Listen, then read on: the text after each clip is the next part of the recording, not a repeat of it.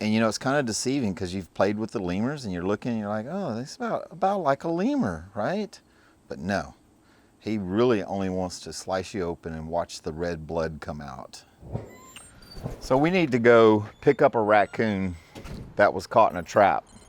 But I need to take another trap with me. So the first thing you have to do when you're trapping raccoons is scent proof the trap. In other words, we need to wash the trap really, really good so it doesn't smell like anything.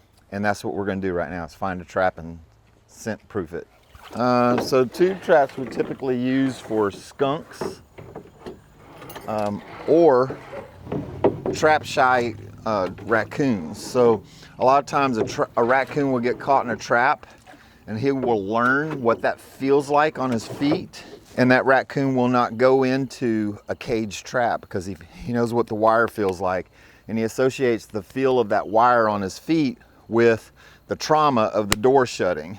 Typically we have this problem in the rural areas because people trap raccoons and then they turn them loose too close to their home, and so, or too close in a residential area, and the raccoons learn that the cages are something to avoid, and so you can't catch them in a regular cage trap anymore. A lot of operators use a technique that's called burning, where they use a propane torch, but you can't do that on a plastic-based trap, so you just have to do it the old-fashioned way and scrub it. Any operator that does not scrub his traps out is not doing a good job, because in order to get a female raccoon to go in this trap, you have to assure that there is no scent in this trap of a male raccoon. And the only way you can do that is to scrub it. And a lot of times you don't know what the sex is because you know, you don't really have time to sex a raccoon if you've really got a busy day. One really nice thing about these tube traps is that these traps are not porous at all. And so it's really pretty easy to get all of the scent out of it. So to kill any other types of smells on the trap, we like to use vinegar. It's a nice organic substance. It cuts odor, and urban raccoons are used to smelling this smell. It's not foreign to them. People use vinegar for everything around a household, and so they're very used to smelling the smell. And I just like to spritz it down. So this morning we're going to go to a client that we've been trapping at for about a month now. She's been feeding raccoons at her house for the last 10 years, and they overwhelmed her. And so we're doing what's called population reduction, and we've caught 12 raccoons at this place so far. So we're gonna go pick up this raccoon. It's gonna be the last one that we pick up for now. Is there like a record for raccoon pickups? So the record to date for raccoon pickups is a little old lady that used to make peanut butter cookies for the raccoons every single day. Oh my God. She had 42 raccoons, and we caught 37 of them. Do you like have to report that? Well, we don't report it as in getting someone in trouble. Missouri Department of Conservation does require us to report all the animals at the end of the year that we capture, terminate, euthanize, that we pick up dead, and that we translocate or relocate. My husband checked at 7:30 and he said he's looking out at me. Yeah, okay. So I came back out and looked and I'm like, I'm hoping he's asleep. Yeah, well, I'm sure he's fine. I can see he's been digging a lot of dirt. Yeah, he's just asleep. Is he just asleep? Yeah, he's curled up, asleep. So do the bluebirds come and eat these mealworms? Yeah, Yeah. I have a ton of bluebirds. Hey Cole, I want to come get a video of this. I want to just talk about what the different types of birds will eat this stuff. This here is an avian buffet. This is some premium avian food.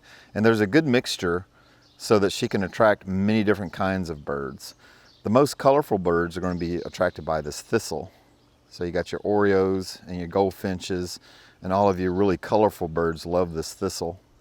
Bluebirds love the mealworms. Bluebird's a really, really pretty bird. In a big decline right now in Missouri because of the nesting habitat.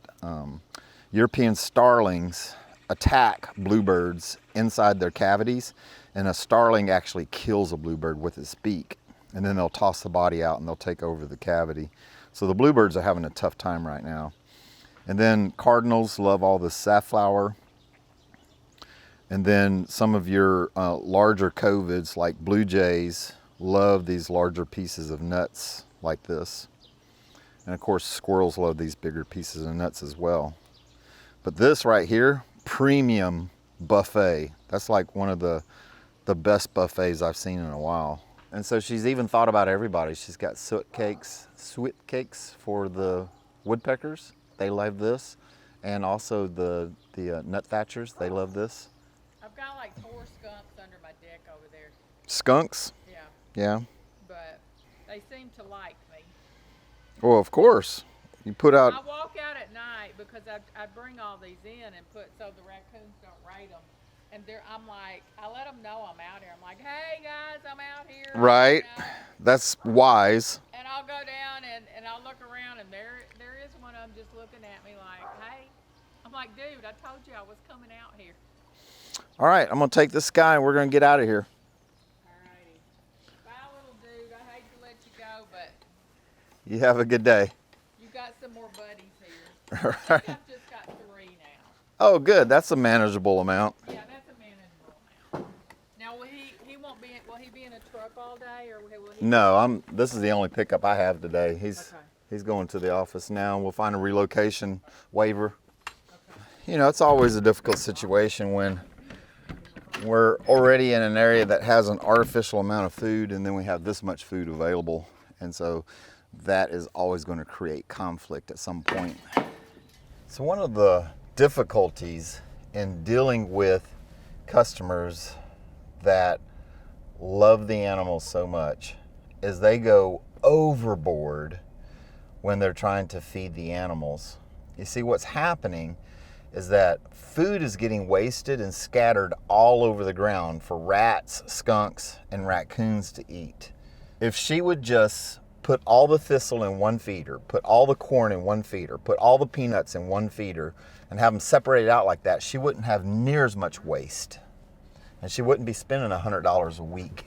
She'd probably only be spending $35 a week. I spend like $100 on myself. She's been doing things the way she's been doing for a long time, and so, you know, sometimes you choose your teachable moments, and I did not feel like there was a teachable moment there. She's pretty set in the way she wants to do things, and so, you know, sometimes I think to myself, why waste my breath unless someone wants to know? Like the people on YouTube. The people on YouTube, you guys are smart. You guys are learning. You guys want to know. You want to know what's next. And if you want to know about categorizing your birdseed and how to prevent waste, leave me a comment down below. I'll answer that question. Abandoned buildings are a magnet for wildlife. Raccoons, possums, skunks, and squirrels, they all love building their nests and homes in old abandoned buildings. The property managers don't even know that the animals have moved in. And eventually, they will refurbish these older buildings, and when they do, they'll have to deal with all the wildlife. A lot of times with abandoned buildings like that, you have a cause and effect, and you have a generational effect. A female raccoon loves an abandoned building because there's no disturbances. So when you get to the point where you want to rehab one of those buildings, you have to catch all the raccoons and move them along. So you might catch the immediate raccoons, 4, 5, 6 raccoons, but then all the other raccoons in the neighborhood that were imprinted on that building, born in that building, raised in that building, they want to come back as soon as they realize that no one's protecting the building. So you might end up catching 25, 30 raccoons in one building like that because generationally they keep coming back to the building when the building's no longer secured. He's like in the chill. So the claws will shred you. The teeth are huge, and you really don't want to get your hand anywhere around them. And you know, it's kind of deceiving because you've played with the lemurs and you're looking and you're like, oh, this is about like a lemur, right? But no, he really only wants to slice you open and watch the red blood come out. That's his whole purpose in life. Oh, he looks so cute. Yeah, well, ain't nothing cute about that, This is the guy that's had 130 stitches from raccoons. right?